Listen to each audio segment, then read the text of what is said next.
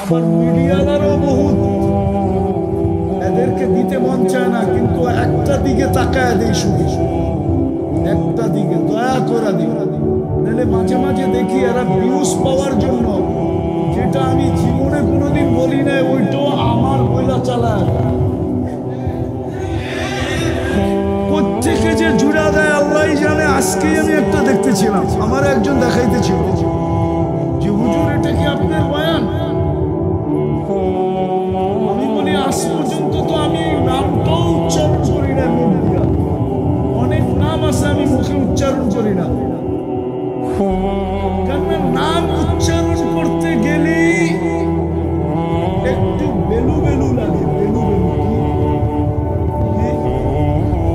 বেলু বেলু বেলু বেলু দামি দামি দামি, আর উচ্চারণ না করলে পাত্তাই দিল না। তোর নাম হইল না, মানে কি তোর পাত্তাই দিল। আমরা তো নামও উচ্চারণ করতে চাই না, কিন্তু দেখলাম আমার নামে লাগায় দিছে।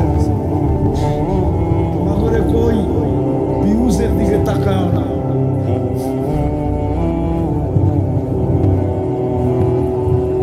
এরকম নাইলে কিন্তু আমরা বাধ্য হব, মিডিয়া আলাদেরকে বাধ্য হব এই বয়ান দিয়া দিব পুরুষের কাছে, আর বলবো এটা আমার আইনা প্রমাণ করায় দেন। ওরে ডাইকা আনেন মিডিয়া আলারে, ও ছাড়লো কেমনে আমার নাম দিয়া কেলেম করে দেব।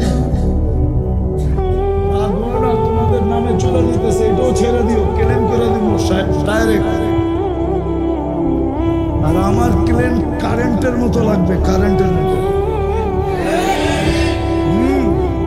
আমি মানুষটা ছোট, কিন্তু তো বলতেছিলাম যেটা, যে চার দোকানে চা খান, আমার কোনো আপত্তি নাই, চার দোকানে আড্ডা দিন। আইসা মসজিদে সমস্যা, মসজিদে বসে গল্প করেন, মসজিদের বাড়িতে গল্প করেন,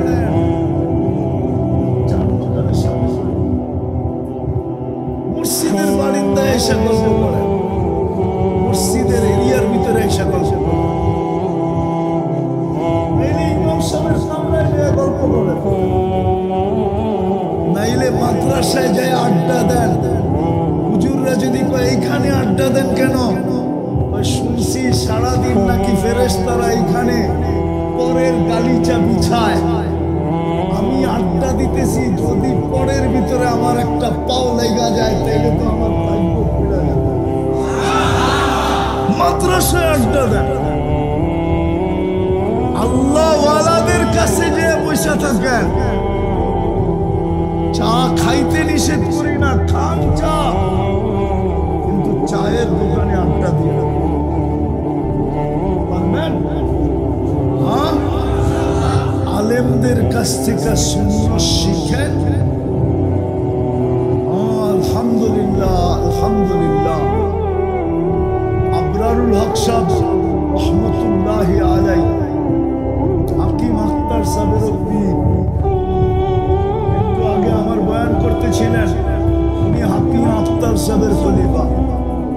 হাকিম আখতার সাহেবের পীর সাহেব হলেন আবরারুল হক সাহেব রহমতুল্লাহ আলাইহি, যিনি থানবী রহমতুল্লাহ আলাইহির খলিফা। উনি 1 মিনিটের একটা মাদ্রাসা লিখছে। কত? ওটা কিনেন, ওটার ভিতরে সব সময় সুন্নাত লেখা আছে। 24 ঘন্টায় সুন্নাত জায়গায় কয়টা পড়েন, সুন্নতের উপরে জিন্দেগি উঠান। এক মজলিসে জান্নাতের বসবাস। ওই সাহাবী আর জীবনে আল্লাহর মজলিসে আসছেন, আল্লাহর রসুলের মজলিসে আসছে কিনা কোনো উলামা প্রমাণ দিতে পারবে না। উনি দ্বিতীয়বার আল্লাহর রসুলের মজলিসে আসছেন কিনা, কিন্তু একবার আসছে এটার প্রমাণ আছে। আর একবারই আল্লাহর রসুল বলে দিয়েছেন, জান্নাতি দেখতে চাইলে দেখানো, জান্নাতি যদি দেখতে চাও তাহলে ভালো করে দেখানো। পারে। আজকের মজলিসটাও ঠিক ওরকম মজলিসই হইতে পারে, কিন্তু শর্ত দুটা: পরিপূর্ণ মনোযোগ, বিলকুল নির্জুমতা, নড়াচড়াহীন। তাইলে কোরআন বলে লাআল্লাকুম তুরহামুন।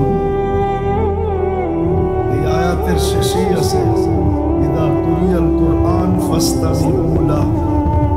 এই আয়াতের শেষে আছে লাআল্লাকুম তুরহামুন। নিঃসন্দেহে আমি তোমাদেরকে রহমতের ছোঁয়া দিয়া উঠাবো। আর একটা কথা সত্য, কিন্তু পরশ পাথর যদি পরশ পাথর হয় তাহলে একবার ছোঁয়াইলেই লোহা সোনা হয়, বারবার ছোঁয়াইতে হয়, ঠিক না? সত্য তো। আল্লাহর রহমতের ছোঁয়া তো পরশ পাথরের চেয়ে বড় ছোঁয়া। যদি লেগে গেল তাইলেই কিন্তু ঘোষণা হবে। এর পিছনে আরেকটা ঘোষণা আছে, ইরজিউ মাগফুরান লাক, যাও তোমাদেরকে মাফ করে দিলাম। উদ্দিলা সাইয়্যাতিকুম হাসানাত, তোমাদের গুনার জায়গাগুলা নেকি দ্বারা পরিপূর্ণ করে দিলাম। এই জন্য আজকের মজলিসটা যেন এরকম হয়, উঠার পরে যেন আমার মন বলে যে না, আজকের শোনা বসা আমার ভিতরে কিছু প্রভাব ঢালছে, কিছু যেন ভিতরে মনে হইতেছে। কিছু হইলে মনে হয়, ঠিক না? মনে হয় না? কিছু হইলে মনে হয়, অনুভব হয়। আজকে যেন অনুভব হয়। এই জন্য আবারও বলতেছি, কথা শুরু হয় না এখন, শুধু আপনাদের জেহেন বানাইতেছি যে বিলকুল নড়াচড়াহীন গভীর মনোযোগ, এই আশা নিয়া যে আল্লাহ আর যদি কোনো মজলিস নাও পাইলাম, আজকের মজলিসটা যেন আমার জীবনের জন্য যথেষ্ট হয় এবং স্মরণীয় হয়। হ্যাঁ, গরম অনুভব হইতেছে আপনাদেরও আমারও। একটু সহ্য, একটু ধৈর্য, পূজা তো যাবে কালকে। যে এই গরমের বিনিময়ে যেটা দিবে, সহ্য করার বিনিময়ে যেটা দিবে, এটা দেখার পরে তো আমাদের চক্ষুই কপালে উঠবে। বাবু, আরো বেশি সহ্য করলাম না কেন? তাইলে তো আরো বড় পুরস্কার পাইতাম। আল্লাহর দেওয়া ছোট না, আল্লাহর দেওয়া আল্লাহ ছোট দেয় না। আল্লাহ যেরকম বড়, আল্লাহর দেওয়াও এরকম বড়। যা হোক মেরে দোস্ত, মেরে ভাইও, মেরে আজিজ, একটা কথা মনে কাঁথেন, চলে তো যাবো, এখানে তো থাকা যাবে না। এখানে যে আসছে তাকেই চলে যেত। থাকার যে ছিল সেই তো থাকে না, থাকার যে ছিল উনি তো, থাকার যিনি ছিলেন এই দুনিয়াতে উনি তো দুনিয়ায় থাকেন না। দুনিয়ায় যদি থাকার কেউ হতো তাহলে মুহাম্মাদুর রাসূলুল্লাহ।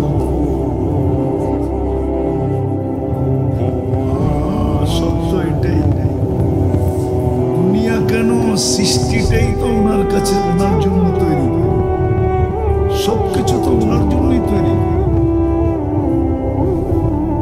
ওনার অস্তিত্ব না হলে তো দুনিয়া কোনোদিন রহমতে, সৃষ্টি কোনোদিন রহমতেই দেখত না। ওনাকে সৃষ্টি করেই তো আল্লাহ ঘোষণা দিয়েছেন, মা আরসালনাকা ইল্লা রাহমাতাল লিল আলামিন। সমগ্র সৃষ্টি